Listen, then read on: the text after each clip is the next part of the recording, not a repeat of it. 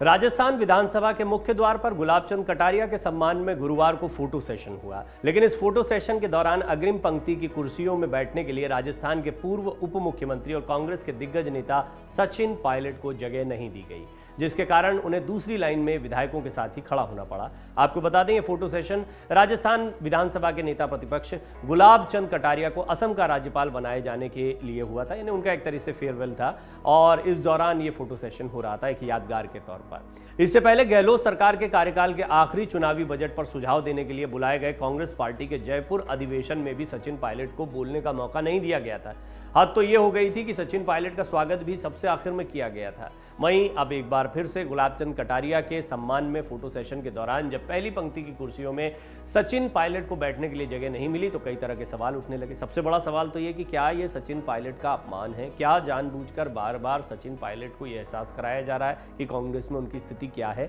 दरअसल राजस्थान विधानसभा में गुरुवार को नेता प्रतिपक्ष गुलाबचंद कटारिया को असम का राज्यपाल बनाए जाने के बाद सदन के मुख्य द्वार पर ही कटारिया के सम्मान में एक फोटो सेशन हुआ। इस फोटो सेशन में राजस्थान विधानसभा के सभी सदस्यों को बुलाया गया, लेकिन अग्रिम पंक्ति में लगी कुर्सियों में बैठने की जगह नहीं मिलने के कारण पूर्व उप मुख्यमंत्री सचिन पायलट को दूसरी लाइन में विधायकों के साथ खड़ा होना पड़ा। मीडिया रिपोर्ट्स के मुताबिक बताया जा रहा है कि जब फोटो सेशन हो रहा था तो अग्रिम पंक्ति में बैठने के लिए कुर्सियां लगाई गई थी। जब सचिन पायलट भी अग्रिम पंक्ति की कुर्सियों पर बैठने के लिए पहुंचे तो उन्होंने देखा कि हर कुर्सी पर बैठने वाले मंत्री या नेता का नाम लिखा हुआ था, लेकिन किसी भी कुर्सी पर सचिन पायलट का नाम नहीं था। इन्हें पहले से तय था कि सचिन पायलट को आगे नहीं बैठाया जाना।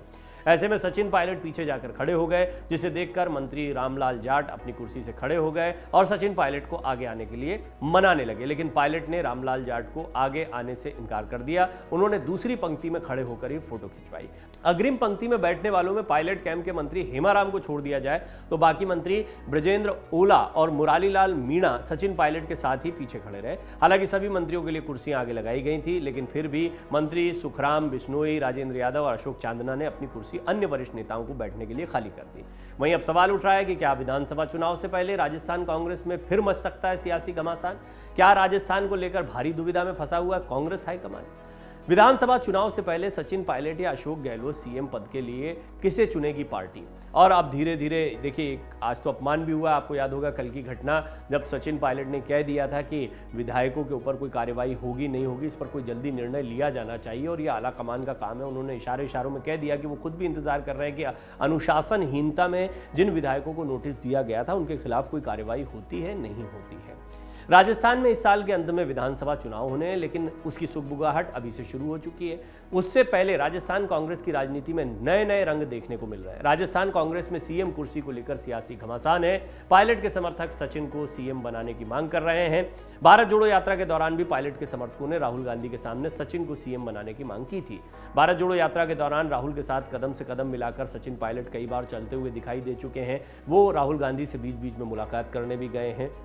अशोक गहलोत और उनके बीच में तल्खियां हैं। इसके बावजूद कांग्रेस आलाकमान जानता है कि चुनाव के ऐन पहले इन दोनों में से किसी एक की बगावत भी, एक की नाराजगी भी कांग्रेस को बड़ा झटका दे सकती है। वो भी तब जबकि कांग्रेस के सामने सबसे पहले तो रिवाज को तोड़ने की चुनौती है। अभी तक राजस्थान का रिवाज है, एक बार बीजेपी है, एक बार कांग्रेस है। तो क्या इस बार ये दोनों मिलकर चुनाव लड़ पाएंगे और क्या एहसास कराना चाहते अगर कुर्सी पर सचिन पायलट का नाम नहीं है, और वो भी तब जबकि उनके समर्थक कई मंत्रिमंडल में हैं जो उनके सम्मान में वहाँ पीछे उनके साथ में खड़े रहे?